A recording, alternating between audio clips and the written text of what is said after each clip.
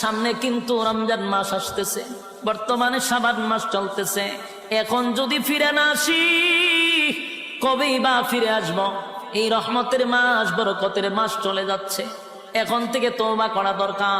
আল্লাহ, আপনার হুকুম যা লঙ্ঘন করছি, তাম জিন্দেগির গুনার বোঝা মাথায় লইয়া নজরুলে রহমতের সময় যদি চোখের পানি গুলো ছেড়ে দিয়া কান্দেন আর বলেন, মালিক, জীবনের সব গুনার উপরে লজ্জিত। আল্লাহ, এতদিন আপনার হুকুম পালন করি নাই। আল্লাহ, শয়তানের ওয়াসওয়াসায় পড়ে করছি গো, আপনি মাফ করে দেন।